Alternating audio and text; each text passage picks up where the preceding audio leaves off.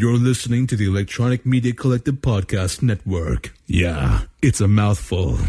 For more great shows like the one you're about to enjoy, visit electronicmediacollective.com. And now, our feature presentation. All right, welcome to the Grawlix Podcast. This is Randy. In the future, instead of October being September 1st to October 31st, like I said last month, October will simply be 60 days long. That's reasonable. That's what I need. And this is Jesse. In the future, Marvel is going to offer their comics digitally with a bonus code so that you can unlock the print edition.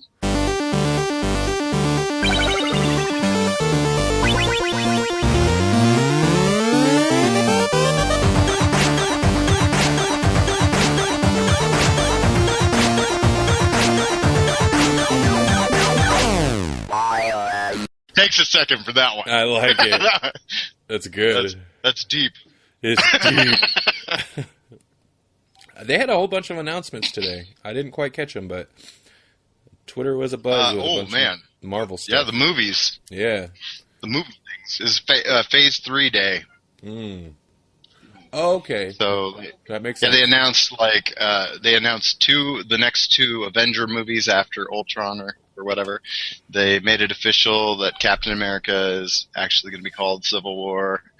And then, like, all the other movies that are, like, Guardians 2 and Inhumans and that kind of stuff. Black Panther? Yeah, Black Panther. Yeah. Actually, last night, Melanie and I finally watched Captain America Winter Soldier. Like, we hadn't watched it yet. Oh, did you enjoy? Yeah, I thought it was really good. See, I liked it. I liked it almost better than the first because it was, like, the Cap I know. Yeah, it was really good. I kept hearing that it felt like more of a thriller most of the time, and it did. And one thing, I liked the pacing. Instead of, there were definitely some big, like, set-piece action scenes, but instead of, like, building to 3 giant action scenes, there was lots of little cool action scenes spread throughout, and it kind of helped keep the pace up. Yeah. And it was kind of like a chase movie. Yeah. And one thing I noticed, and I hadn't really thought about it, because there's the elevator scene, which I heard a lot of people mention the elevator scene was awesome, and it was.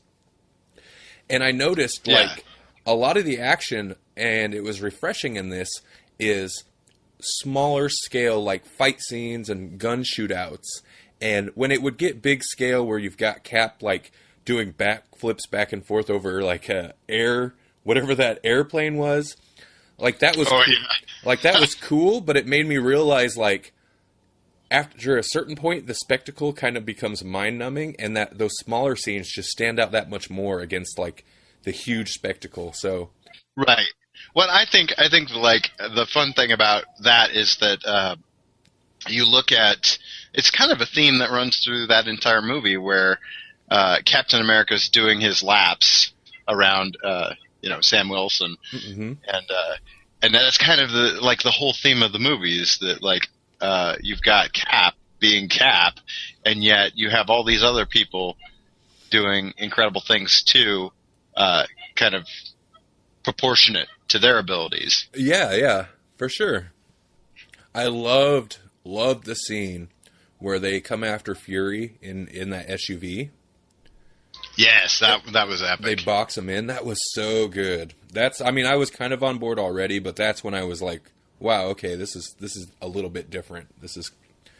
I was definitely on board after that point. But yeah, really good. It definitely, I think, lived up to the hype because a lot of people were into it. Oh yeah, a lot of people really went overboard, and they were like, "Better than Avengers," and I was like, "Okay, let the hype chill just a minute." But it was good. It was good. Yeah. Like a lot of times, you'll get that hype, and then you'll watch it, and you'll be disappointed. This case, I was definitely. I guess maybe because it's a Captain America movie, it's like the first one. I didn't have the highest expectations, so when I watched it, I was like, "Yeah, that was good." This one, I did kind of have expectations. But it didn't disappoint, so yeah. It only took us a little while to get around to watching it.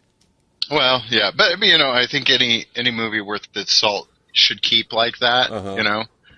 Like, a lot of times we're just like, we gotta see it because everybody else has seen it and nobody wants to get spoilers. But, you know, like, you didn't have any spoilers that weren't already, like, pre-existing industry things, I assume. Yeah, no, exactly. And I found while watching it, like, at one point, Melanie's like, who do you think's after Fury? And I didn't want to say, I'd be like, well, it's you know, I know who's after Fury. Like, it's, you know.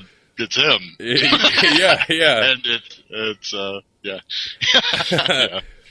But Marvel, like, it's kind of a testament to brilliant marketing of particularly Marvel's Agents of S.H.I.E.L.D. and the movies.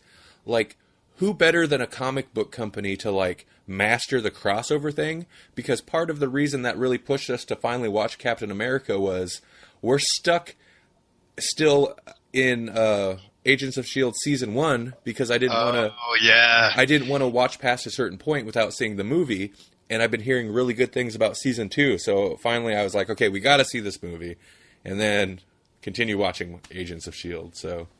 Well, it's kind of funny because I think that when they were writing Agents of S.H.I.E.L.D., it was a thing where they didn't really, like, cross-communicate. And so all of a sudden they were like, yeah, this movie came out and now your whole show has to change. Yeah. Like, oh, really? I was wondering about that. That kind of... That's rough for them. Yeah, well, it was like they flipped a switch kind of thing in the show. And now you'll be able to see that because obviously that movie, you know, Winter Soldier has huge implications for S.H.I.E.L.D. I'm surprised there wasn't more. Maybe in the future they'll keep that a little bit more open mind about that, but I'm kind of surprised. In the future, you say? In the future. Hashtag. I just need to hashtag some tweets in the future when they come to me. That way I can kind of keep a list for when we record yeah, except the show. then you will have already used them and you won't want to use them. And I'll be like, well, they're out in the... It won't work. But it will be fun. So, like, we do need to use it more often. I agree. October's come and gone as far as the listener knows. Yes, now this is No-vember. Oh. Just so everybody's clear, this is the month of No-vember. No-vember. I love it. It's gonna be great. It's gonna be not gonna do anything. Awesome. Melanie's here. Yay! Say hello, Melanie. Hello, Melanie. See, I would have been disappointed if that wasn't the response. Yep. We just decided that this month is No-vember. No-vember? Yeah. No-vember. Yeah, you got to have his tone. That's pretty good. Okay. You did an awkward pause for just a sec. Yep. That's it. That's really what we were just talking about. No to what, though? Everything. No. Except ice cream. Except ice cream. And pizza. It's all pizza. The main segments today will be our pull list, which is Marvel's. And actually, I think we have a pull list winner for once, like a legitimate winner. What? Yeah, I know, right? And I think it's something we've all read, so we have an easy month coming up. I'm excited about that. Okay. Oh, hey, there we go. No, exactly. And then Saga of the Swamp Studies. Okay. We'll be doing Saga of the Swamp Thing, book number 4, I believe. Okay. Yes. And webcomic recommendation. Yep. And that's it. I think we just have one this month, right? Yeah, I believe so. Yep, I just have the one. Okay. All right. Well, I guess we'll go ahead and do...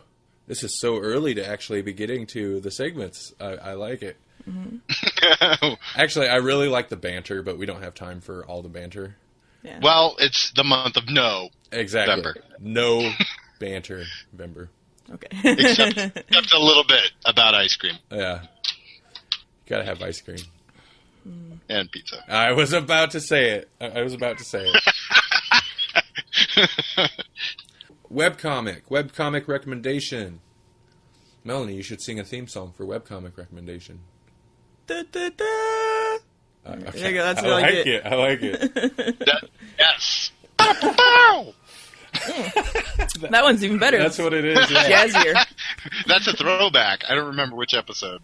Did I leave all that stuff? I probably threw that in at the end of the episode, huh? Oh yeah, I think Okay. that was an extra. Yeah, I'm glad I left that in. All glitchy and stuff. Yeah, that was one of those things. Like after I cut most of the episode, I had to go back and search, and I was like, this has to go in at the end. Mm. All right, webcomic recommendation. Let me pull up my notes here. I just have a little bit of notes, but I need it so I can remember. And hopefully I'm not holding my phone too close to the recorder. If you have a digital recorder, beware of cell phones. They do weird things. If you hold them too close to certain digital recorders, you'll get weird sounds in the recording. Spooky. It's not like spooky sounds, though. It's like weird digital clicking sounds. It's still spooky. Oh. Just Clickers. Just a heads up. I've actually heard it in, I guess you'd say, A-list podcasts. Yeah. Where they're not aware of it. Mm-hmm. I never message. I want to message them, but I just figure they probably, they're big podcasts, so they probably get tons of messages. It would never get through, but just want to be like, put your cell phone away. All right. Webcomic recommendation. This month, we have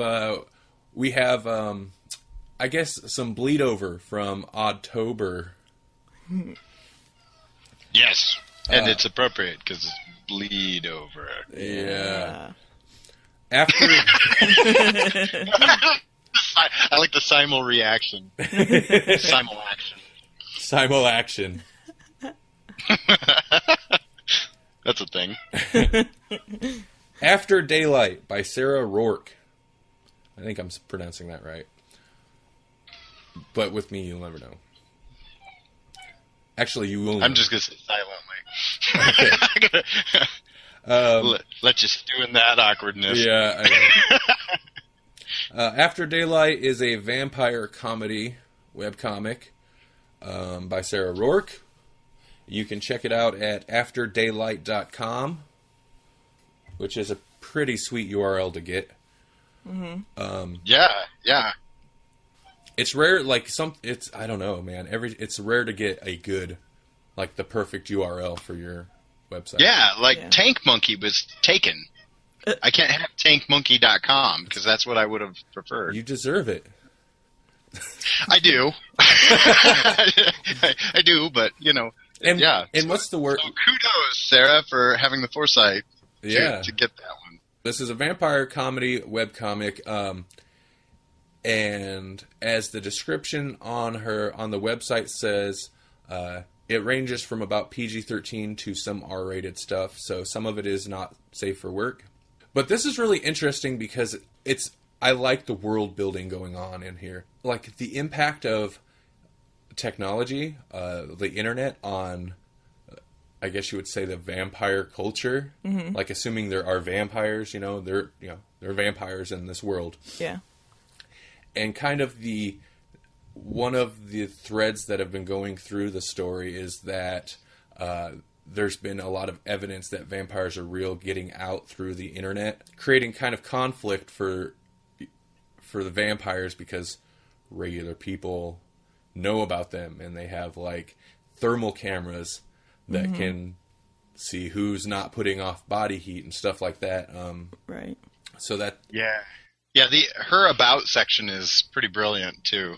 If you check out the webcomic, she does a whole spiel about what After Daylight means and how this all impacts vampires. And so right off the bat, just reading the about page, the rationale is awesome. Yeah, I would like to give input because it is totally my type of thing, but I have not read it yet. It's fun. The humor is, I like the humor. There's the main character who is a vampire. Mm-hmm. And there's a lot of interesting, you get almost dating type humor. Those awkward one-night stand type moments and just different things. And it's fun to have the vampire twist thrown in there. Right off the bat, there's a lot of Twitter stuff in the comic. Oh, yeah, page 3 is all there already. Yeah, it's all like Twitter comments. Yeah, I mean, fictional Twitter comments from inside this world. Right. And I like the idea of, since most vampires are the undead or the living dead. Same difference. Yeah. They've been around for a long time. So when this threat arises through the internet, the V files as they call them, at one point there's like, ancient vampires that are kind of like leaders, and they'll go and like be like, well, what should we do about this issue? And the vampire's like, can't you just unplug it? And they're like, unplug what? Their computers? And he's like, yeah, just unplug their computers. Like, he just doesn't understand the technology. Yeah. So that's kind of fun. I really like the art style.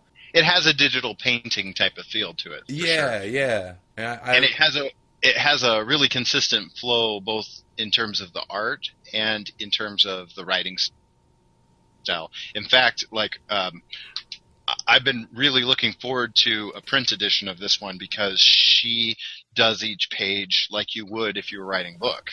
So sometimes, like the web updates, if you're waiting from page to page, it's kind of like, oh, what happens next? Like it's a little bit abrupt, but it flows together really seamlessly in terms of the dialogue. Mm-hmm.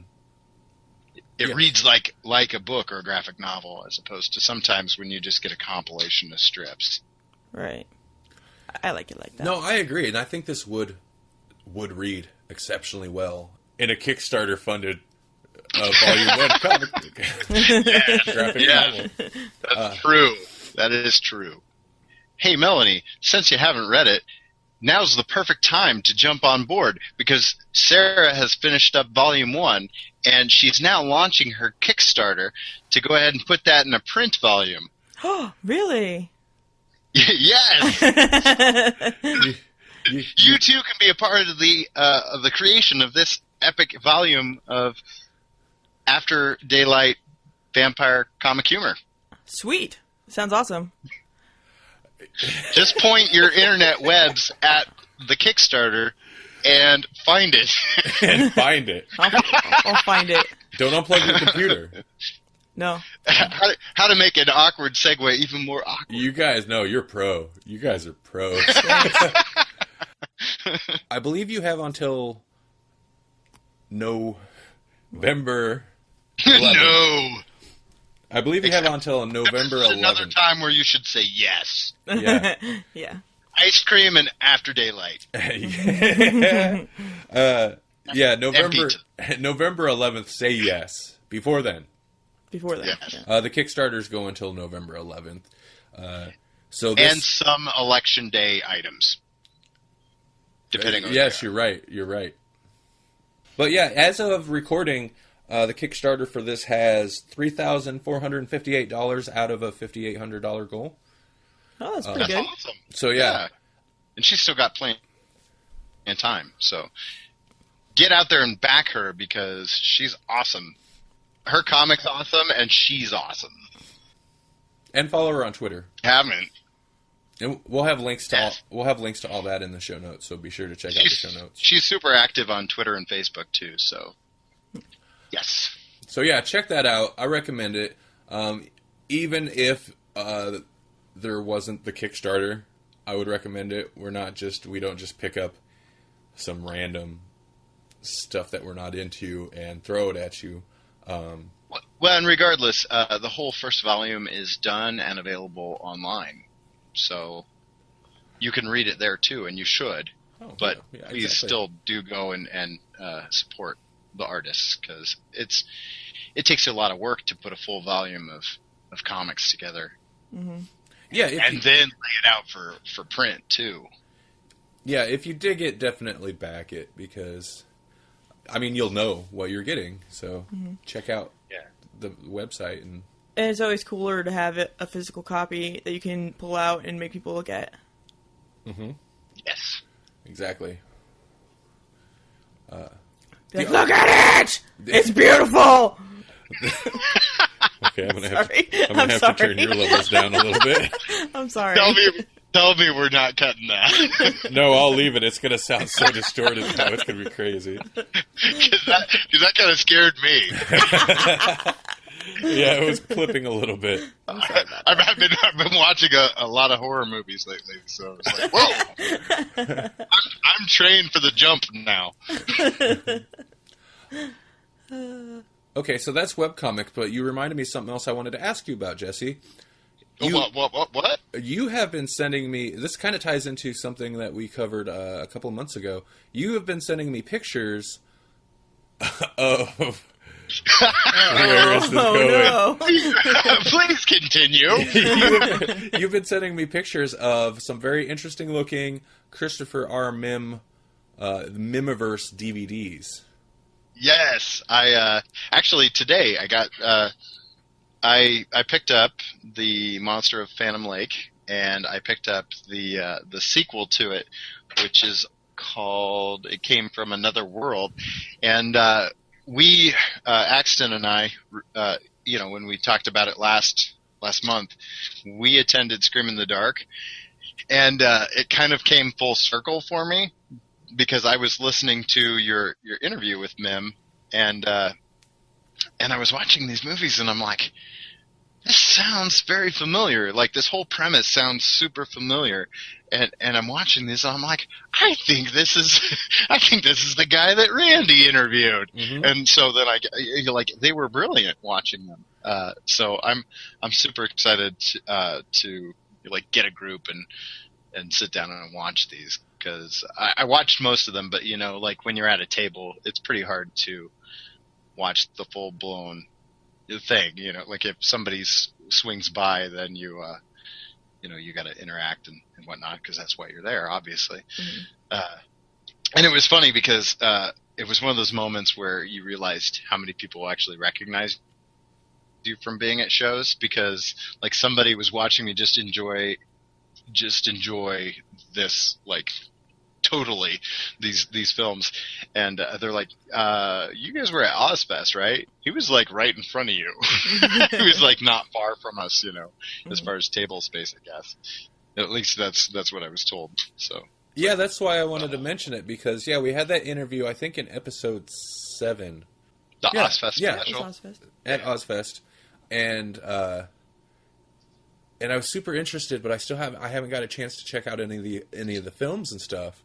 And you were texting me and said they were running them while you were at the table, and you were really enjoying them. And then since then, I've got a picture. Here's a picture of oh, look what came in the mail, and it's one of his movies. And then I got another one today. So I wanted to ask you about it, since you've actually seen them. They look awesome. Oh yeah, he's done a really good job of being faithful to the era. It's I mean, you've got to, if you have not yet, go on to the website and check out. He's got trailers for each of the movies, and mm-hmm. the trailers alone are period perfect. Yeah, they're all 50s black and white horror movies.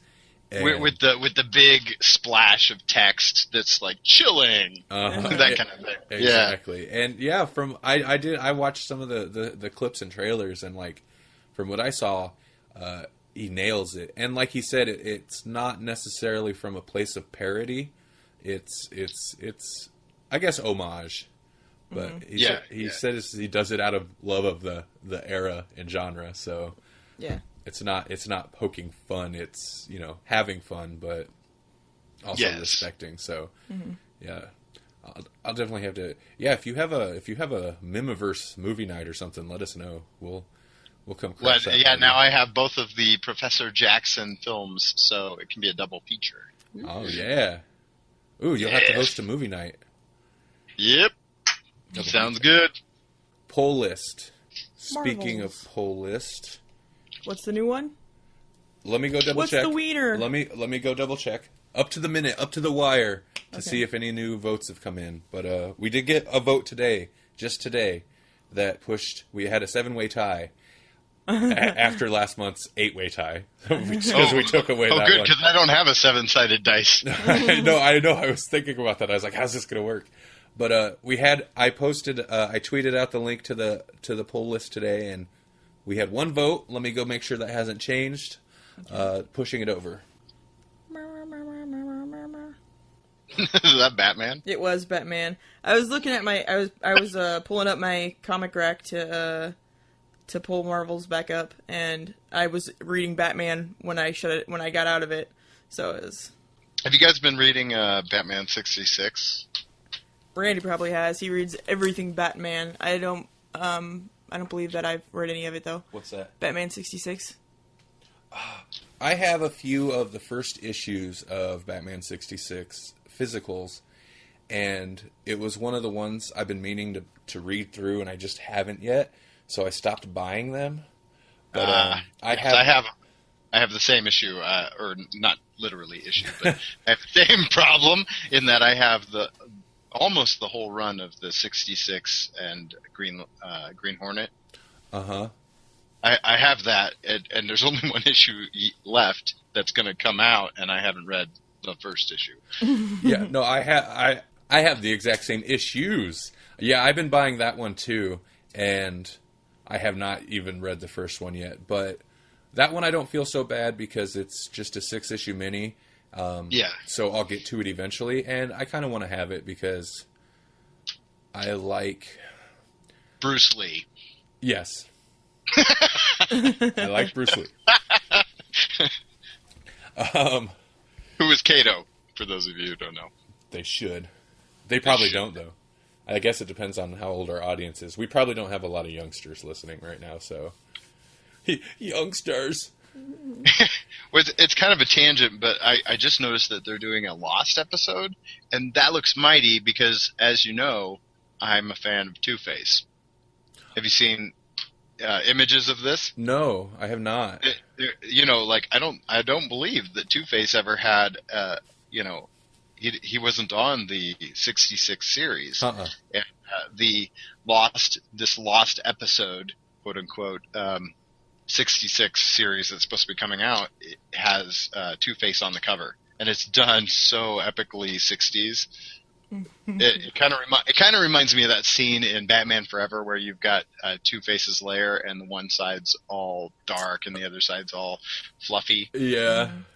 Well, it's like that, except like on one side it's all normal and on the other side it's all like swirly 60s, sure, super colorful. And I'm like, yes, I want to see what a 60s Two-Face is gonna look like here. Mm. It's got to be epic. So. He was made for that series, and he was never in it. Pull list.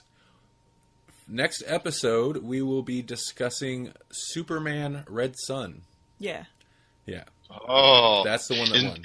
In Soviet Russia, Superman Red Sun discusses you. Thank you. That was Yakov Smirnoff, everybody. Yeah, oh, yeah. Dude, they're so lame, but I love those stupid jokes. I do. I do, too. We grew up on them, so there you go. They're so fun. They're so ridiculous, but they're fun. So, yeah. Have you read that one, Jesse?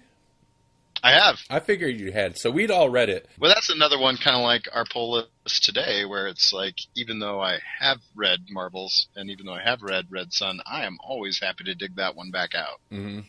Mm-hmm. I enjoyed it the first time I read it, so... Yeah, I'm looking forward to talking about that one. Mm-hmm. There's some good stuff in there for sure. Yeah, I know personally you and I had a long, interesting discussion about it after I read it. Uh-huh. That must have been one of the first graphic novels you read. After the After two or three Batman several ones. Batman ones, yeah. But today we're talking about Marvels. The art by Alex Ross. Written by Kurt Busiek. Marvels is kind of one of those... It's one of those stories that starts by taking that man on the street point of view on the superheroes in the Marvel Universe and giving you kind of the everyman opinion of it, or at least the reaction to it. And it's kind of interesting because it set this trend. Like after Marvels was released, it set the standard for a lot of miniseries to come out that would basically do the same thing with each of the Marvel events. Like Marvel's just generally kind of delves into what we term the Silver Age of Marvel Comics or comics, because it deals with kind of a progression of the Marvel U, and some of the huge events that happen. But since Marvels came out, Frontline was a thing that kind of existed. I think that one came out with Civil War, and they've been doing it with each of the Marvel events now, where you kind of see the reporter eye view of what's happening behind the scenes during Civil War, or during the Secret Invasion, or during Siege, or whatever, like the Marvel event happens to be. I don't think they've done one for a while, but I think that it all kind of stems back to, and if not, it at least pays homage to this work of Marvel's. Mm-hmm.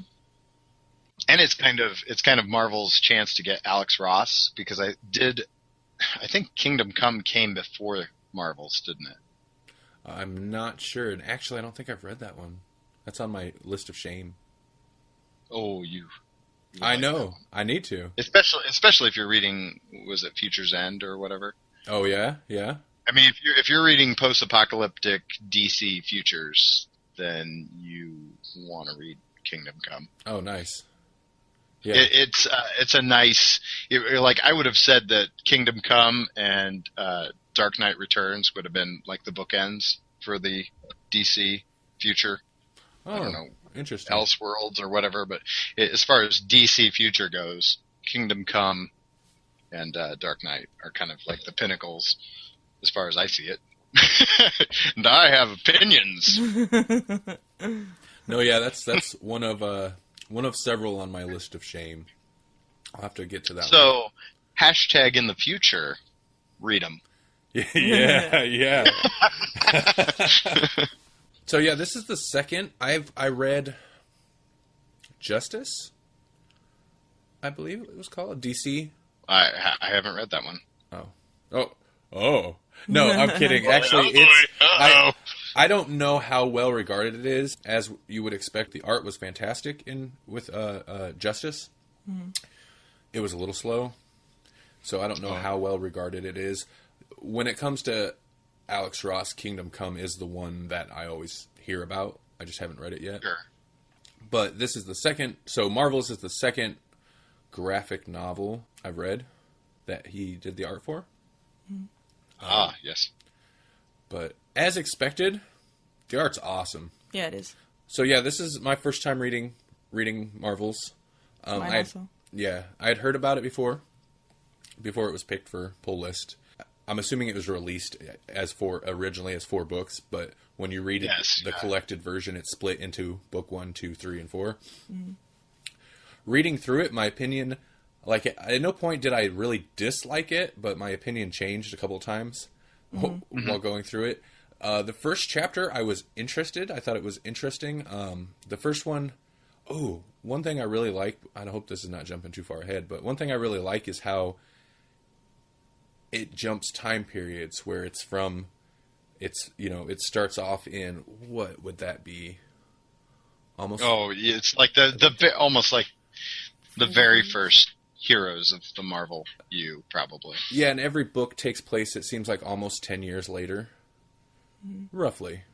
Yeah. I appreciated that because you get basically the main character, the photographer's opinions on the Marvels, as he calls them, but superheroes and mutants are mixed in there too. You get his evolving opinion on everything throughout throughout his adult life. And I thought that was interesting.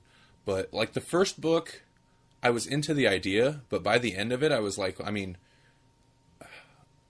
I felt it kind of bogged down a little bit. I was a little concerned about where it was going to go, because I was like, this is interesting, but like, I don't know. I was worried going into the second book because it kind of seemed like, all right, well, this seems like just more of the same. Which book deals with the mutants? Was it the second one? Yes, because it deals with both the mutants and the Avengers, and I thought that was really interesting. Going into the second book, I was concerned that it wasn't going to hold my interest. But then the mutant stuff, and I think maybe it's just because I'm a sucker for X-Men stuff, and I always appreciated the mutants as a social commentary on racial issues. Yeah. Right. Yeah, and I always enjoy that, and I think at this point some people kind of get tired of it, but it's like, well, that's like the core of the mutants as a concept, you know? Mm-hmm. Yeah. Because there's no reason for them to get the kind of prejudices that they get. You know, it's like, what makes Spider-Man any different than, you know, Cyclops? You know, they're both heroes. Yeah. And maybe that's a bad example because Spider-Man's still kind of vilified. But, you know, it's like, what's the difference between them? I think it touches on that a little bit, actually, in there. He was talking about how, like, the superheroes were superheroes that were people that things happened to. But the mutants were, like, death because that was them taking over humanity. You know? Like, we're not going to be people anymore. We're going to be mutants. And the superheroes were different because it was like they were an experiment or a freak accident or something of that nature. Right, something fantastic had to happen. Right. It still seems odd to me that the mutants are still viewed the way they are. I mean, that is the reasoning. Mm-hmm. Yeah. And that's what they touch on. It just still seems odd to me. But it's changed quite a bit over time with, like, Civil War and whatnot. You know, after Civil War, pretty much they kind of all get lumped into this, you know, kind of mode. But then, you know, I guess the problem with that is, like, there's the evil mutants take a little bit more forefront when you deal with the mutants. Mm-hmm. Mm-hmm. Yeah, that's true. Because anybody could be born a mutant, whereas superheroes are made. I kind of like the bit also. Well, I mean, the whole thing is, like you were saying, his perspective. And I think, real quick, kind of jumping back, maybe that was part of why you were concerned at the end of the first book, because it seemed to focus an awful lot on him and his problems in his life. Mm-hmm. And maybe that's not as interesting as superheroes and whatnot. But then, yeah, it got more interesting. Not to cut you off, that actually was kind of my concern, because I was like, you know, I like a good, like, human drama story, you know, but I was a little worried because I was like, well, I mean, if it just kind of continues at this pace, I would kind of rather just read about the superheroes. Right. So yeah, that was a little bit my concern at the beginning. Mm-hmm. But I figured something was going to happen when the mutants came up and he was dealing with people's opinions of them, where he was going to have to come into contact with a mutant and, you know, form some kind of decision based on that. And I really liked that it was a little girl. A very strange looking little girl. Yeah, I know. And it wasn't like the kind that she could hide what, you know, her mutation. It was very obvious, and she was obviously be hunted because of that. And I like that he seemed to kind of internalize it, but he was pretty quickly like, oh, she's just a little girl. Yeah, he flipped pretty quick. Yeah, and I think that's more like what people would be like, I think. I mean, I know there's evil mutants and this and that, but if the more mutants popped up, the more people would be like, oh, that's just a kid. Or, you know, just like my, you know, whoever. Well, the second book definitely got me on board because I like the mutant thing. I like X-Men stuff. But more than that, like, then you really that's when you really start to, I mean, it's all character development with this guy through all four books. Like, like I said, he does kind of, his opinions of it evolve and his view of the world and all that. But I really liked how the storytelling in book 2 handled, kind of like the dark side of it, because he is, for a moment, like, he throws a brick at, I think, Iceman's head or something. Yeah, I think so. And for a moment, he's on the other side with the humans, where you're like, okay, well, come on, man, don't be a jerk. And then he keeps recalling this Cyclops saying, you know, he's not worth it, and just, I really like how all that was handled. Right. And then the little girl thing comes and kind of change. I like the character development specifically in book 2. at least I found it more understandable. The first book, I understood what they were getting at. Like, he was like, how am I supposed to be able to take care of, a wife if there's these beings that are so much better than me? And eventually he gets over that. Right. But that view, and I understand where he's coming from, but I guess maybe I just didn't dig on that concept as much as, right. being that's afraid of something different. Well, I guess the first thing is the same thing, being afraid of something different than coming to terms with it, but I just liked it better. It's probably harder for us to identify anyway, because things aren't necessarily the way they were in that time period, where you don't really have to worry being a man. You don't have to worry about providing and protecting to be a man necessarily in this day and age. You could be a stay-at-home dad or just husband or whatever the hell, or boyfriend. I don't know. You know what I'm saying? We don't we still kind of have our roles our gender roles that they try to have us play, but it's not as forced, I think, as it used to be. So where you couldn't feel like like it would make you feel useless if you couldn't do certain things or whatever. That they had a lot more, earlier in our history. Mm-hmm. So overall, I found it enjoyable without bearing the lead. I liked the book, and I'd like to get into the end a little bit in a moment. But one thing I think, and this is again kind of like Afterlife with Archie, where if I were more familiar, like I have kind of a vague overview on some of the major events from Silver Age Marvel happenings. But I think if I had better knowledge of these events in the history of the Marvel Universe, a lot of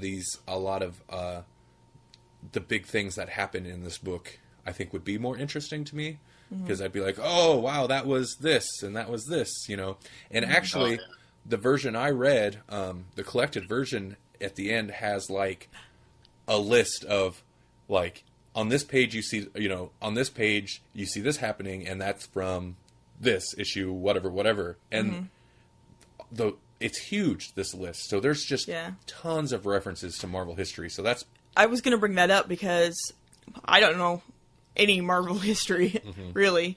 But I was like, well, I can go and they have that list at the end that we could go and look and if we want to read those issues or whatever. Oh, yeah, the sources list. I'm looking at it right now. Yep, right. Yep.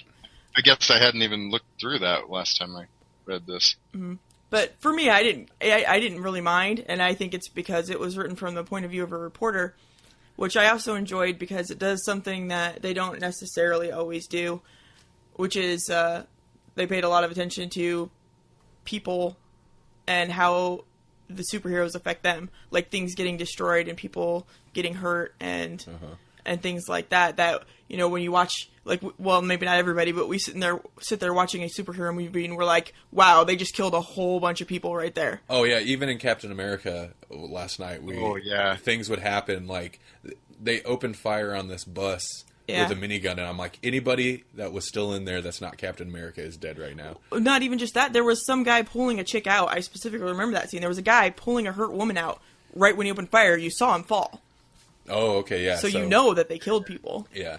So, yeah, it does. It takes it.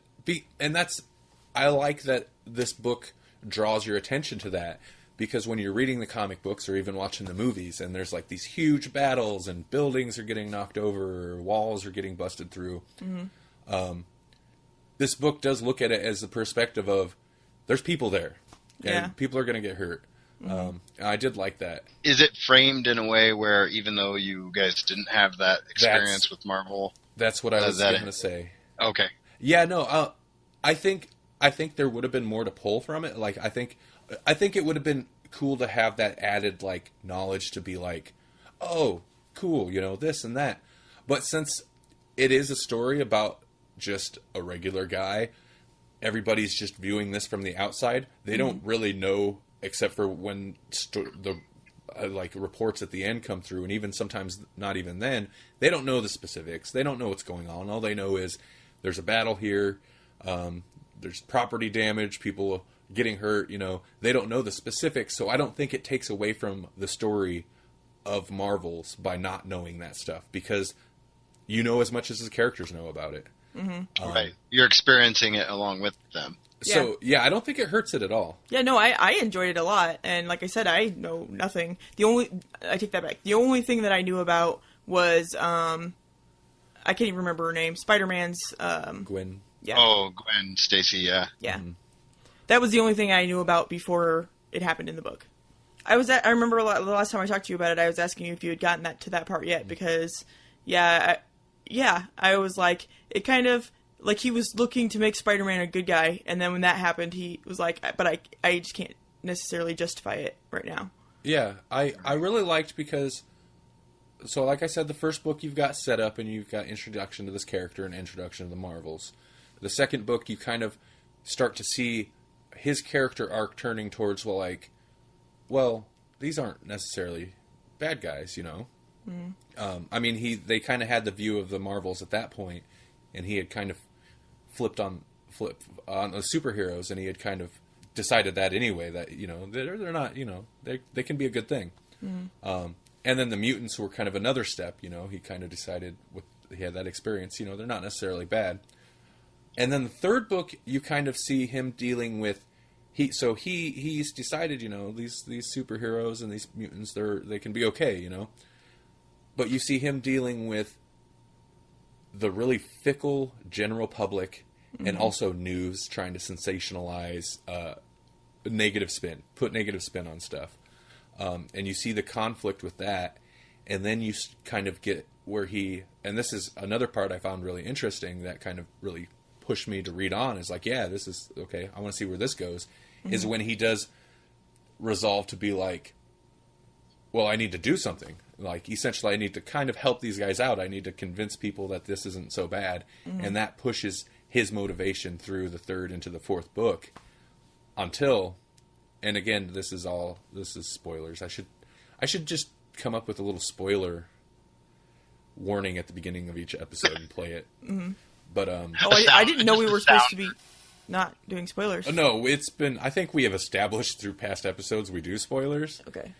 But just in case, I guess I'll come up with some little soundbite to play at the beginning.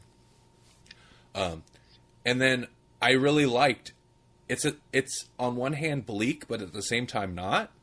I really liked the end, like when it took that turn of where he had that moment with Gwen Stacy and was getting to know her, and then there's the Spider-Man. Was it Green Goblin? Yeah. Yes. Okay. The Spider-Man Green Goblin fight, and then after that, like, he just turns off. I mean, not like he emotionally turns off, but he's just sobered him up, and he's done. Mm-hmm. And I found that. Okay, super spoiler. Did you catch the very, very end? The boy the little paper boy that he took a picture with? Yeah, just a nice, ordinary family. Danny Ketch, he's riding on a bike. Later on, he has a flaming skull, happens to be a spirit of vengeance. Oh, nice. Okay. Well, see, I figured, because, like, particularly that line about, just an ordinary boy, I was like, oh, he's somebody. And I was actually going to look it up. I should probably know who he is. It's a pretty big moment, his turn at the end, because he essentially was like, well, I figured out what I have to do. Like, it was like, at this point, kind of a life goal. I mean, he was he felt what he was doing was important in photographing and documenting. Then he was able to focus it down to, like, well, I need to do this. I need to, like, try to clear Spider-Man. Yeah, clear Spider-Man and show people that, you know, maybe we shouldn't poke them in the eye after every time they save us. Yeah. And then just to have that experience at the end, and it's just like, yeah, forget it. It's none of that's important. He just doesn't care anymore. Yeah, and you know what? I understand, because it was on a more personal level for him. You know, she was the innocent, was supposed to get saved, and instead she ended up dying. But that's kind of what was going on. I mean, not entirely, but the whole time they're like, oh, these godlike figures, and yeah, they're saving us, but people are still getting hurt and there's still destruction. So they're trying, but they're not perfect, you know?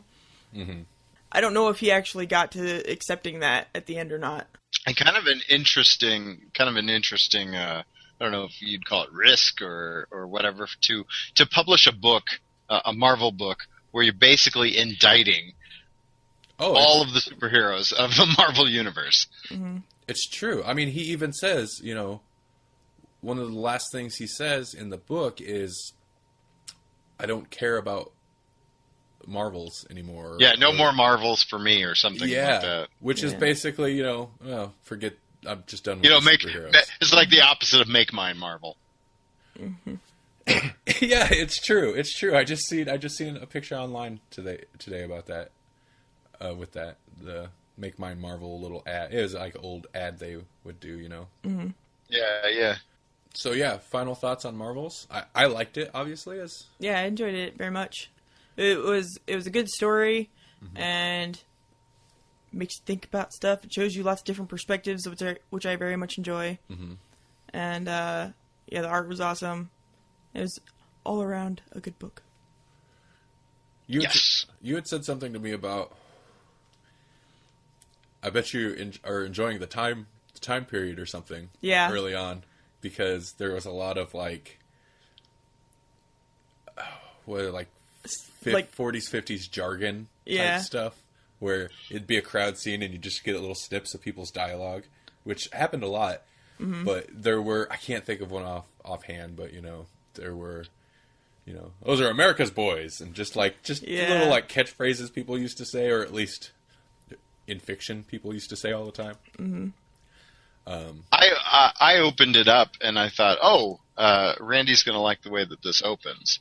Yeah. With the comparison between Mary Shelley's Frankenstein and the Human Torch. Oh, yeah, no, for sure. I thought that was real interesting. Melanie made a good point when we were talking about it the other day, that she found it interesting and odd that you opened it up with this, and you're kind of following along with the Human Torch before it actually switches over to the photographer, and then you're with the people. She thought it was interesting. I'm sorry, I'm speaking for you. No, it's fine. But yeah, you had mentioned that you thought it was interesting that you start with the superhero before it actually switches over to the main story.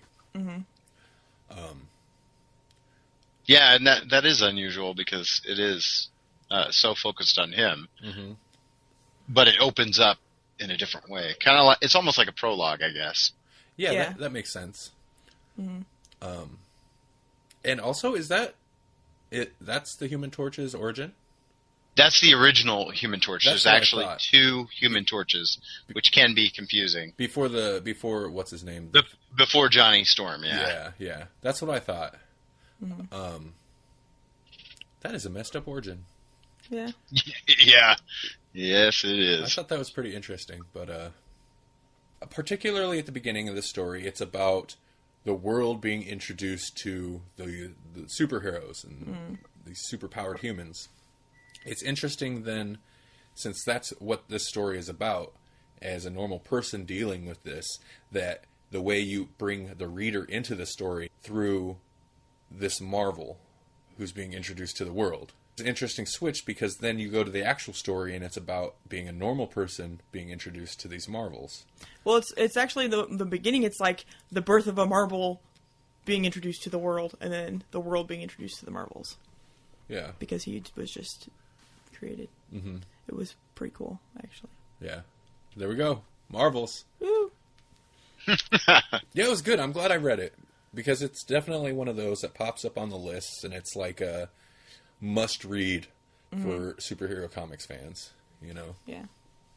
Yeah, I enjoyed it, and I mean, there are some superheroes that I like, but I'm not really even a big superheroes fan, because I am too much that person that I'm like, oh, but he just smashed that train full of people and whatever, and that's part of the reason that I like this so much, because it's what it's about. Yeah. Yeah, so this is totally a good one for me. Mm-hmm. Yeah, for the books or the digital online archives. Yeah. Let's see. All right, do we want to slam right over to Swamp Studies? Looking at the time. Yeah. Yeah, gotta punch through it. Yes. Okay. This one was a beast. Yeah? Well, I just ordered book 5, and it came today. And setting them side by side, book 4 is massive. Oh, okay. Comparatively. It's thicker. Which makes sense because it's got the anniversary stuff and the crisis time tie-ins. So, Saga of the Swamp Thing, book 4 covers issues 43 through 50. This is where, in the individual issues, this is where, I believe at 45 or 46, they switch from Saga of the Swamp Thing to just Swamp Thing in title, but it picks up at they don't change the numbering, they just change the title. Here's just an overview of the whole collected book. This fourth volume in the Saga of the Swamp Thing finds the man-monster interacting with Deadman, the Phantom Stranger, the Spectre, and the Demon as he continues on his journey of self-discovery. Traveling through the horrors of a haunted house, the improbabilities of the afterlife, the depths of hell, and the heights of heaven, the Swamp Thing continues his evolution from a simple monster into a powerful elemental being with the potential to exceed the bonds of the earth itself. So, Melanie's looking at this. For us, that's still kind of vague. Yeah. But, well, yeah, so it starts... Is that the first one? No, that's just a general overview. That's for the whole I was gonna say, book. I'll pull up. Okay. I'll pull up my Comic Vine here and just so. Okay, because the first issue is the one with this kind of stoner guy. Yeah. Okay. Since you're the new reader on these, before we get into actually what it's about, what did you think? This is maybe a kind of a backwards way to do it. What did you think, Jesse, of Volume 4? Maybe in compared to the other ones you've been reading. Well, like I kind of mentioned, it's a beast, and it covers a lot. Mm-hmm. Like it kind of rounds out the whole. Well, it does round out the whole Constantine kind of arc. I assume that it's going to continue a little bit into the next book, but this kind of tour that he takes the Swamp Thing on, where he's like subjecting him to all these strange horrors, like you're going to come here and you're going to experience this, and you're going to come here and you're going to experience that. He kind of finishes that up at the beginning of this book, and then it comes full circle where it's like, what was Constantine getting him ready for? This. And that all happens as a part of the whole Crisis on Infinite Earths thing. It's just crazy how he interweaves all these things, and then still has some little one-offs in the interim. So, yeah, it was a lot to take in, but man, he does it so well. Issue 43 is kind of follows this stoner guy, who finds a tuber that the Swamp Thing has left behind, and this is such a strange story. I don't think there's anything expressly illicit about it, but it's still so shocking to some of the themes and some of the things that this book deals with, even though I know at this point they've got rid of the comics code and it's adult, it's sophisticated horror, it's for adults, but it still surprises me some of the things they address. But yeah, so basically this guy gets his tuber. He's obviously kind of a drug dealer guy because people keep coming to him for something, including one guy who comes to him because his wife has cancer and he's wanting something to give her to ease her suffering. And he ends up giving the guy this bit of tuber. And then there's this also really shady character who comes by, and I think he steals a bit of it or something. He kind of bullies it out of him kind of thing. Okay. And for that guy, he takes it, and it does not go well for that guy. And he sees the origin of Swamp Thing kind of thing. Yeah. And hallucinates all these Swamp Thing type of things. Mm-hmm. Whereas she experiences more of the green. Uh-huh. Connectedness with nature and whatnot. So it works well. Yeah. It works well for her and ends up being a good thing for her passing. And for the shady guy, It does not work well, and he ends up dying anyway. So by the end of this issue, the stoner guy pretty much is like, comes up with the theory that, well, if you're a good person, it'll be a good thing. If you're a bad person, it'll be a bad thing, and you're going to die. And he debates whether he should try it or not. And he thinks that he's a good person, but he's done shady things. And I think he ends up deciding not to take it, just in case. Yeah. Well, it's interesting because this whole book, and I don't even know if he planned it that way, has a very interesting tie-in, and maybe I'll just wait till the end. But it's I'll wait on that. But it ties all the way around from this very first issue that they included in this collection to the very end. There's this kind of theme of duality. Okay. Yeah, I think I know what you're getting at. Issue 44 has to do with what? Called Boogeyman? Oh, Boogeyman. Well, here, this Comic Vine actually, for once, has a brief summary, so I'll come up with this. I'll read this one. This story marks more of Alan Moore's exploration of the darker side of Americana, this time exploring the myth of a serial killer.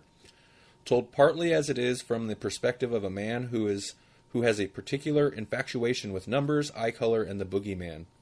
So far, this is still not ringing any bells. He tracks one of his victims to the Louisiana swamps, where he ruthlessly disposes of the bodies.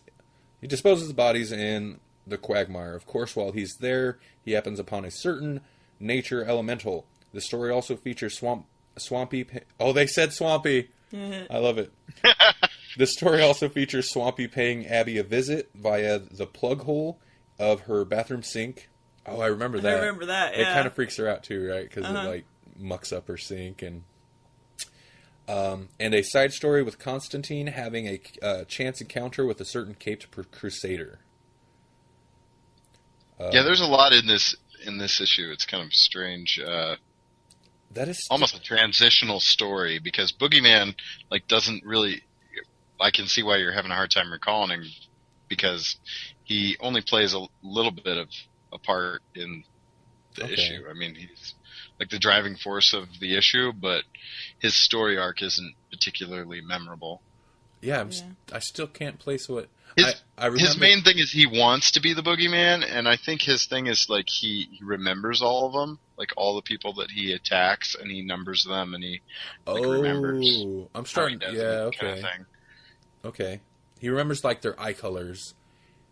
Yes. The look of their eyes. The eyes are a huge thing for him. I remember that. I remember the sink thing, because it kind of freaks Abby out. And then he kind of leaves in a huff.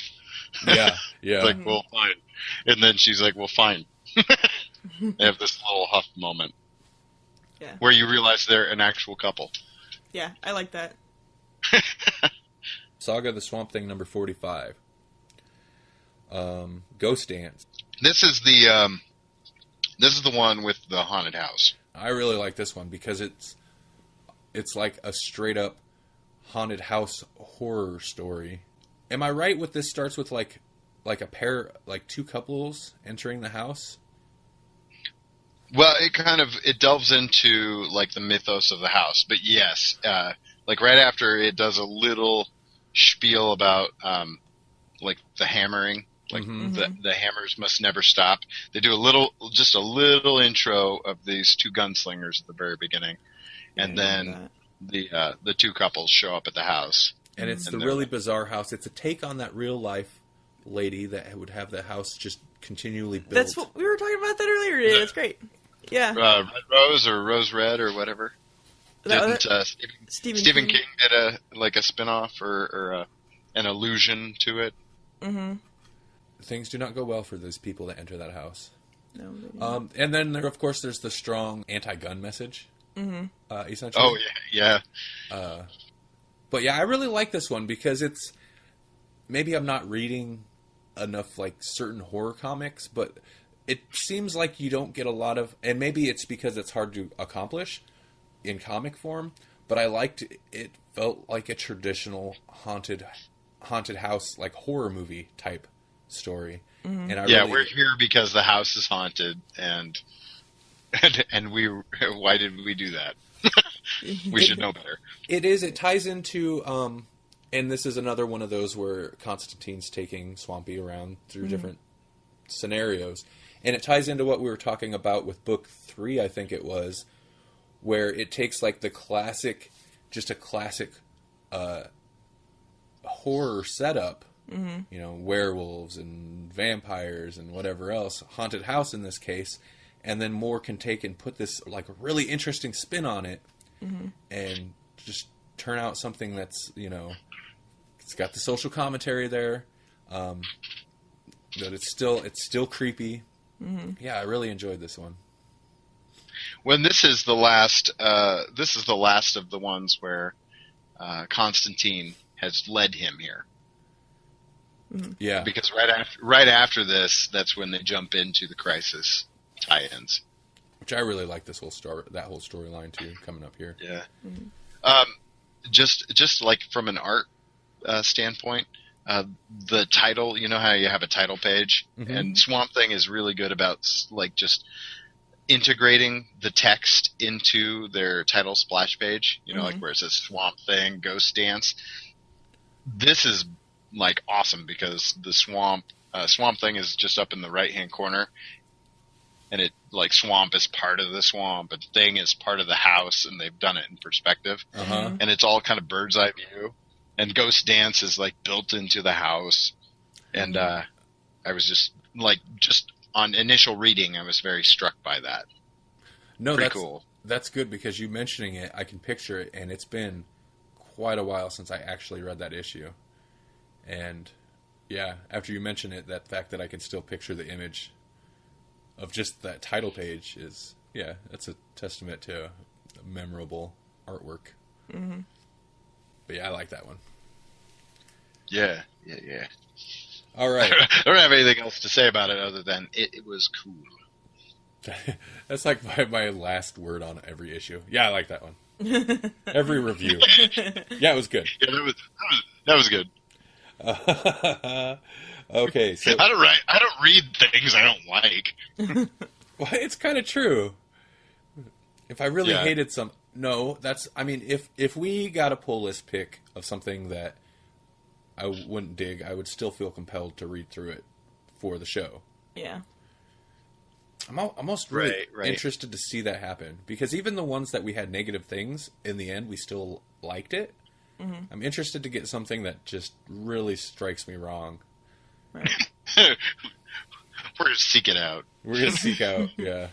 Oh, I guess we was kind of... that masochism? We used to have a segment. We had a potential segment for that, but that's not really something, we usually seek out. Oh, Flaming Poo, right. Yeah. Well, yeah, because it didn't even turn out to be Flaming Poo. It turned out to be awesome full-page bleed-out. Swamp Thing number 46. This is where the series changes title from Saga to Swamp Thing to Swamp Thing. No more Swaga. Okay. In an issue that crosses over with Crisis on Infinite Earth, Swamp Thing and John Constantine take a detour on their spiritual journey to observe the unfolding chaos on Earth. But Constantine has greater concerns. A cabal of evil beings determined to destroy all existence. Yeah. Well, this is the one that's most blatantly a tie-in.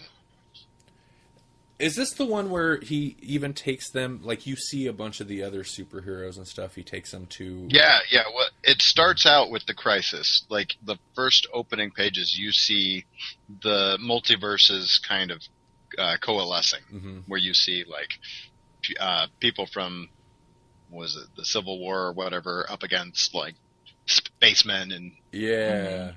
You got the car that runs into a flock of dodos, and all sorts of things are happening because the multiverses, all the different Earths are combining at that time.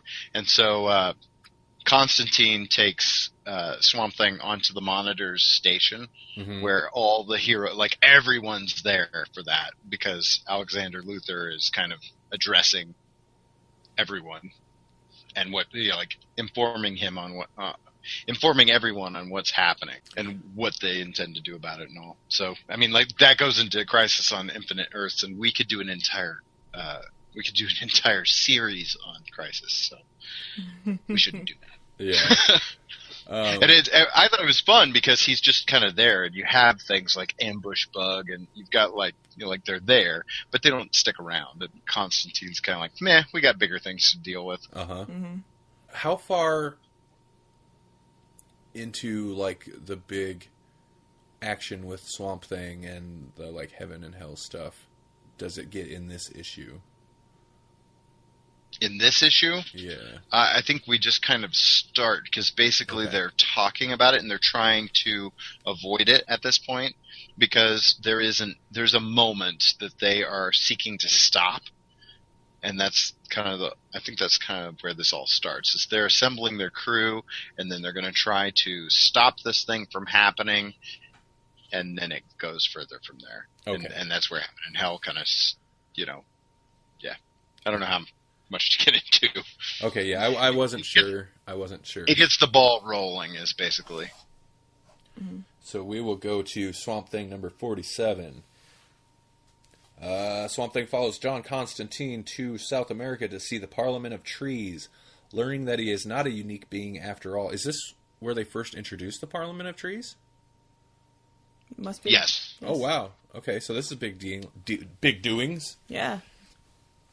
A lot of this stuff happens later in the series than I recall. Yeah. Well, and this is where, like, basically he's like, I want my answers now. And so Constantine's like, okay, let's go see the Parliament. Mm-hmm. So interesting. Yeah, the Parliament of Trees, that's big stuff right there. More big Swamp Thing lore that plays through even till now. Current comic. Yeah, current Swamp Thing. And it starts with this kind of farewell, because he's got to go do all these things. So he's like, I'm going to go see Abby real quick. And then I'm assuming that's going to play a big with the thing photographer in the next book, because I just kind of cracked the cover to see what's going on. So yeah, the synopsis here for this issue says, a sleazy photographer hopes to make a fast buck with some sleazy pictures of Abby with Swamp Thing. Yeah, that might come up later in the run. Is this the last book or the last issue in the book? No. Okay, yeah, it goes to like 50, huh? Yeah. Okay. So yeah, those pictures definitely come up into an awesome storyline. I won't spoil it because I don't think Jesse's read it yet, but No, that's where they start the next book. Going through these books, because I'd look at I look through, there's 6 collected issues, or 6 collected books, volumes of the Alan Moore run. Right. And I'll look at them and be like, well, this one's my favorite. This has got some of my favorite stories. But then as we're going through this, every other month we're going through these books, I'm like, every book is my favorite. If not every, issue is totally awesome. They're all good. But if not, every book has a story arc or something that I really like. So, the run, his run is just consistently solid throughout, I think. Even the oddballs. Yeah, for sure. I like the oddballs. 48. Yeah, this is getting to some awesome stuff. John Constantine's assembled cohort of mystics lead Swamp Thing to a cave where a group called the Brujeria? No, I have no idea, yeah. They're concocting a scheme to infect the world with evil, but when Swamp Thing tries to save Constantine from their clutches, he allows one of the mystics, now transformed into a evil bird-like being, to escape. Yeah, that's what I was trying to allude to without jumping way ahead. Is that before the evil can rise, they kind of let it loose, and so they have this moment where they're basically trying to stop it. Yeah. Stop this crazy woman turned into a bird. I remember all that is really bizarre. I don't think that's a bad issue. I was just really thrown by this group of people in the cave, and I was a little worried about where the story was going at that point. I don't remember what it is that set me off. Well, that's always just kind of weird. It's like, some weird cult off hiding in a cave somewhere. It's always strange and has the potential to be... It's kind of another one of those things where he'll take an almost cliched construct, but make it work. Mm-hmm. And that's kind of what I think my worry was. Or at least, maybe I wasn't as interested when I got to that. I was like, okay, cave cult. Mm-hmm. Another cave cult. Come across those things all the time. Oh, man, every other day with the cave cult. All the time with these cave cults. But at the same time, then he'll take these elements, like this woman that gets turned into a bird, and that's all just so bizarre and kind of horrible. Just the way... And you get to see her, slowly transform, too, which is whoa. Was she carrying something in her beak? I think so. Some kind of a pearl or a... I don't know what it actually was, but this steed of evil or something. Yeah. That's what I'm going to call it. Seed. That's good. That's kind of what it is. So Swamp Thing number 49. The Brajaria, the cave cult, has been destroyed. But their plan to unleash evil into the world continues in a story that guest stars Demon, the Dead Man, and other DC mystics. Now, I like that these synopses, or these summaries, have gotten shorter, but they're almost too vague now. Is Swamp Thing following the bird in this issue? I think they're trying to beat it, or they're getting ready. They realize they can't really catch the bird. Okay. I don't know. They are following it, though. Okay. Is there not... I don't know. For some reason, what I recall is Constantine trying to get... Maybe this is from some other issue. Trying to get these other people to help him. Nobody wants to because he's... No, that's what what he's doing. Constantine is assembling his crew. Okay. So I'll just collapse 50 into this. We'll just talk about this storyline. Because this is my favorite part. It would definitely be these last two issues then. Mm-hmm. And the Haunted House issue. But this is Steve Martin's The Jerk. These are my favorite issues. And this one. That's all I need. Oh, and this one too. This over here is good. I want this one too.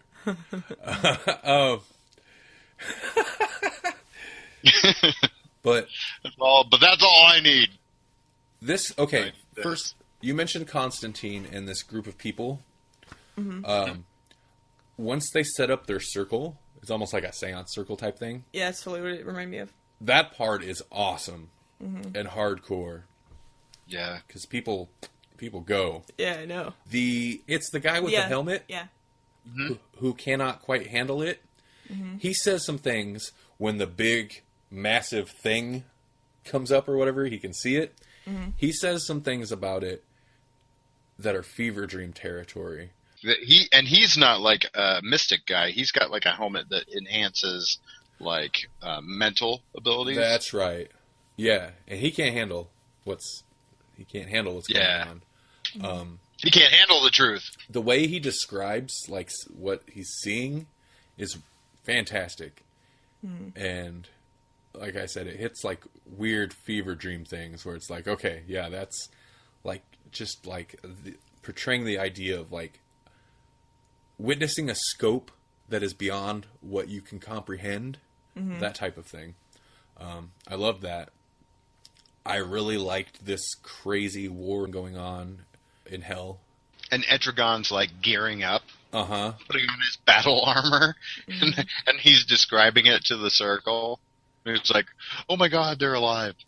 They're his armor. I like that there were demons and stuff that were I'm not going to worry about it. Why should I give a crap? And then I think eventually most of them are oh crap, we better do something or this is going to take out everybody. Uh-huh. Yeah. Yeah, this is the second time Swamp Thing goes down, and with Dead Man and Etrigan and stuff like that. And this is the story I was kind of confusing the first time when he went down to get Abby. Mm-hmm. I love them both. I think when they send this, I think it's a great setup. I'm glad that apparently Moore enjoyed it as well because he revisits here with this big epic event here. Mm-hmm. Just that group of characters going into that setting, I really dig it. I could read I could read more stories with it's just like Swamp Thing And Deadman works surprisingly well in this situation. Yeah. Like, I'm constantly surprised how well he fits in. And I don't know a lot about him, but he's kind of like a very strange character. Yeah. And I think it could be easy to not take him seriously, but he really does fit in well, and it works well. I'm used to nobody being able to see or hear him unless he's, like, inhabiting their body kind of thing. Okay, But okay. in this situation, you can see and hear him. Not that he can do a whole lot, but he's there. So I like that this darkness, or the evil, although it's not, I don't think it's innately evil, but they keep calling it, like, you know, the core type evil, I like that it doesn't know what it is, and it'll kind of absorb these people and ask it questions to try to discover what its nature is. That was epic. And I think my favorite thing is that what does he learn from all these superhero type entities? He learns all these bad things. Yeah. And what is it, Swamp Thing? What does he pull from Swamp Thing? Because that's kind of... What saves everything? Yeah. He doesn't tell us. He's just like, I get it. And then he lets it go. I mean, he basically lends the perspective that evil makes the good better. Yeah. Yeah, I was gonna bring that up. Something I seem to recall. I don't know, but like there can't be like light without darkness and whatnot, and that seemed like kind of a thing, and that made me think of earlier in the beginning when you were talking about duality. Yeah, and so, I mean, so this is where, like, it comes full circle to me, is that, like, you have that guy with the helmet, I wish I knew his name, but he's witnessing it all for the folks back home, for Constantine and the Circle, and he basically, he witnesses the evil and the good, basically, like, coming together, and then, like, his eye is replaced by a yin and yang. And I'm like, oh my god, did this whole book just become a allegory for Taoism? Yeah. I think it just did. I think it totally just became about Taoism. It's kind of because true, though. That's kind of the whole premise of Lao Tzu, and basically one of Lao Tzu's teachings was you don't recognize beauty without ugliness, kind of thing. You don't recognize. You need this bad thing to perceive this good thing. Otherwise, you wouldn't have any frame of reference without making Chinese wisdom super black and white. Yeah. Right. Well, and that kind of ties into themes that Moore weaves through the whole run. Like, at the basic, you've got the balance of nature, and it comes up from the Floronic Man to, Swamp Thing has to deal with it, where you've got to have two sides, but you can't tilt one way or the other too far, because then it throws the balance off and causes problems. Floronic Man was like, kill all the meat, and then Swamp Thing's like, you're crazy, that's wrong, that's the wrong thing to do, that's not going to work, because you need both sides, you need the green, and you need... Well, they don't really call it red at this point, but you need the meat. Yeah. It's it balances each other. Right. I guess it's kind of a Swamp Thing theme in general, but and then a lot of the times when they come across the creature stuff, all those events that Constantine takes Swamp Thing to, the werewolf thing, where she's not really bad, but there's a monster and this and that, and the haunted house. They all have a little bit of that. Yeah. It kind of culminates with the very final pages of this volume with Cain and Abel. There you go. Yeah. Yep. Yeah. You've still got it. The duality there. I mean, and it's go ahead. Oh, and what do they learn? Nothing, because Cain still shoves him off of the cliff. Yeah. But I was really happy to see them because they came from the Sandman series, and I love Sandman, and I'm like, I know these guys. Yeah. Tied in. But they're not. I don't think they're ever really supposed to learn anything. That's kind of their their place in Installment, and I'm sure it's part of this is that their punishment for what happened is to like basically relive their situation forever. Mm-hmm. Right. They don't get that final character arc. They get to be stuck in their hell of error. Yeah. And the giant hands, isn't that what it is? And so like you see it as this giant pillar, but at the end you realize what it actually is. Yeah. Mm-hmm. It's pretty interesting. In a way, didn't it boil down to that's just the way it was supposed to be anyway? So, because they didn't really, I mean, they kind of, a Swamp Thing ends up kind of showing the darkness or whatever its place, but like really all of it wasn't necessary provided. That was my Doctor Who reference right there. Yeah. Good point. Because the trees are there, but the Doctor's not really going to do anything. How you fix the conflict is to do nothing because it's just wait and see how it pans out. Yeah. You're there and you can enjoy the ride, but ultimately what's going to happen is going to happen anyways. What did you think? Because you were asking Jesse, you were asking me before you read it, how the crossover comes across. So what did you end up thinking? How do you think? I like how they wove it in without, like they gave it some time, and they made it work within the context. Like it spearheaded, like it was kind of the reason. It was like the moment that kickstarts what Swamp Thing and Constantine are going to go do. Mm-hmm.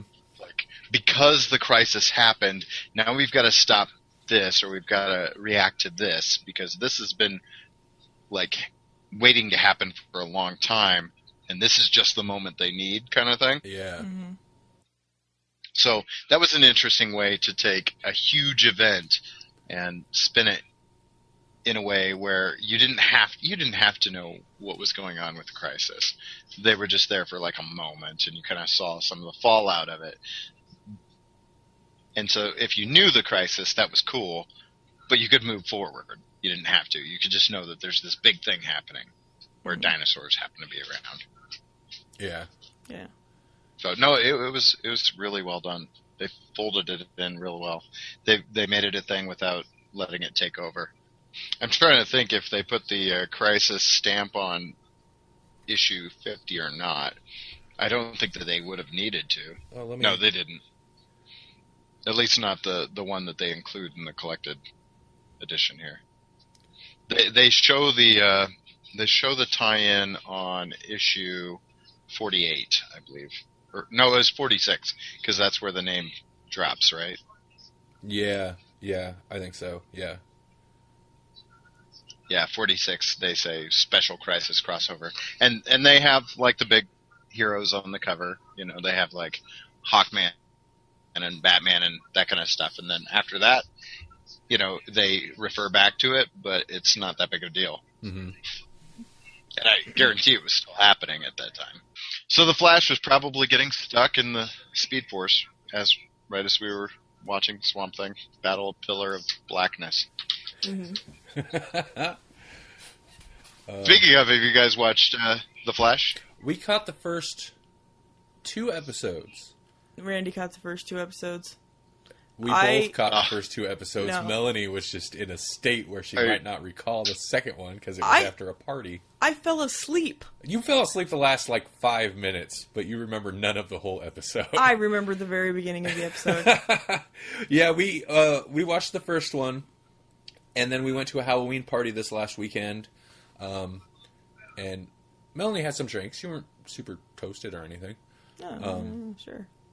But it was shots. late. By the time we got home, it was late, and I put on the second episode, and I'm enjoying it. Have you been watching it, Jesse? I have. I've been enjoying it, but I'm also kind of a Flash fan, and I've got the old series with Wesley Shipp. Really, I vaguely remember the old series. I remember watching it when it was on.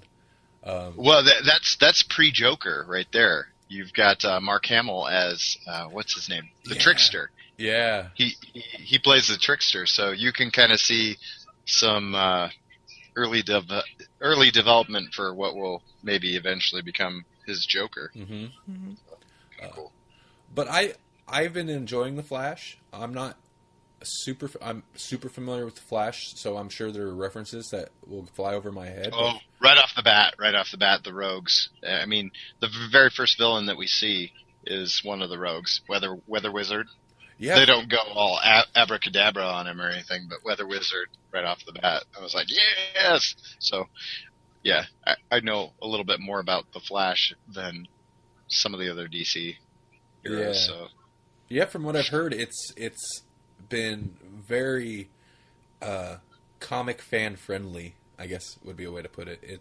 They've been I've been pulling impressed. a lot of stuff. They even that's why I mentioned it, is they even mentioned the Crisis, like right off the bat. I think it's that first episode.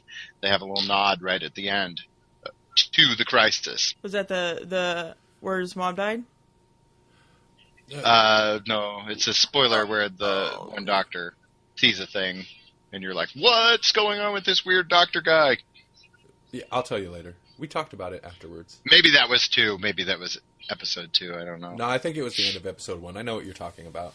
We watched most of the first 2 seasons of Arrow, and I find The Flash, in terms of a CW show, is a lot better than Arrow.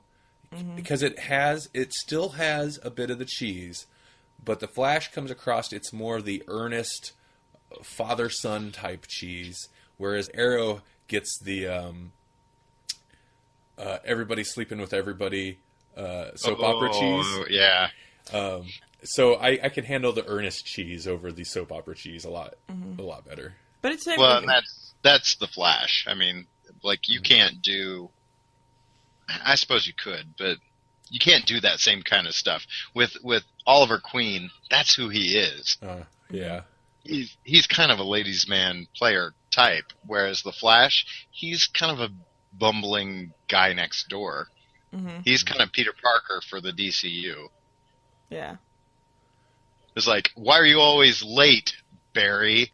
It's like he's the fastest man alive, but he's always late because he's always off saving someone. Yeah. Mm-hmm. But yeah, I've been enjoying it. We haven't got a chance to watch Constantine yet. Oh. Is it good? That's all I'll say. Oh. Okay, we'll watch that pretty soon.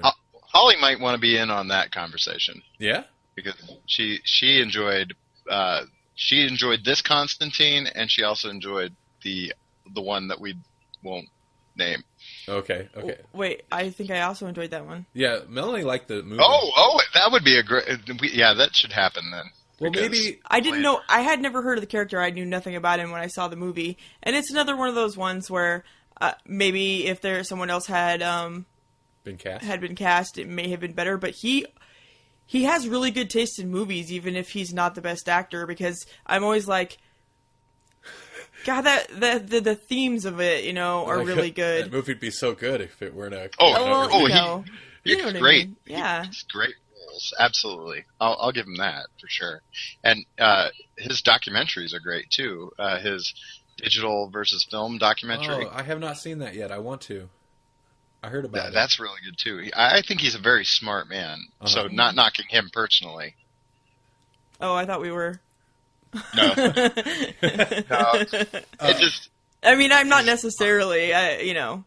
He's hard to see in that role. That's the problem that a lot of people have with that. Yeah. Yeah. I had no clue it was supposed to be some British.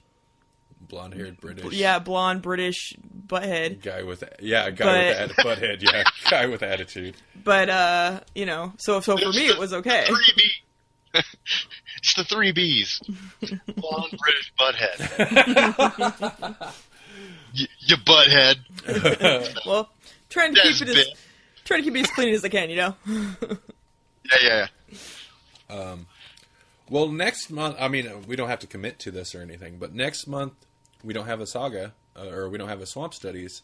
Maybe we can do a Constantine superhero TV show little discussion or something. Okay. Just a thought. Fun. Throwing Pretty that, fun. yeah. Mm-hmm. And And it doesn't always work out because of schedules, but yeah, I'm totally after something that Holly can jump in on. We'd love to have her come in on a conversation. Mm-hmm. Well, she'd dig jumping in on that. Plus, if we do a Doctor Who catch up. Oh man, catch episode. By the time we record the next episode, so there's 2 more episodes left in Series 8 of Doctor Who. And then there's the special, right? Christmas special, yeah. So yeah. So Series 8 proper will be done, but the special won't be out yet.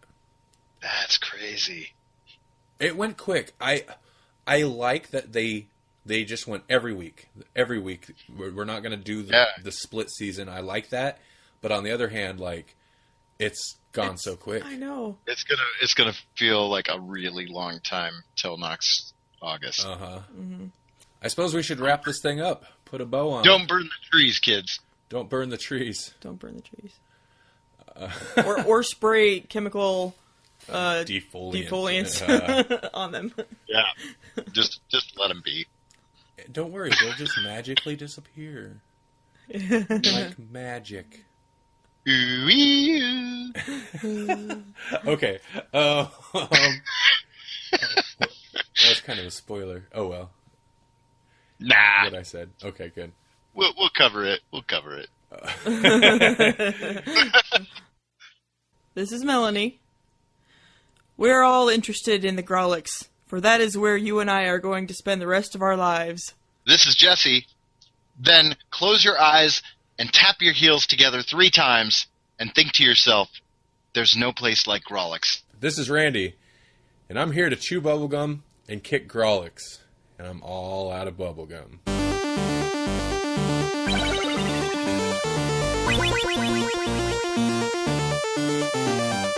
Thank you for listening to the Grawlix Podcast. The Grawlix Podcast is a production of Electronic Media Collective and Vorpal Arrow Studios.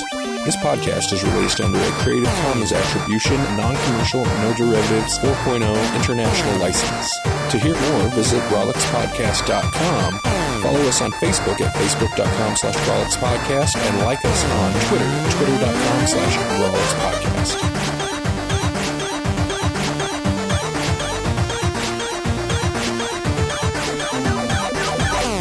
Well, yeah. God, this is off. This is getting No. cut. This is all getting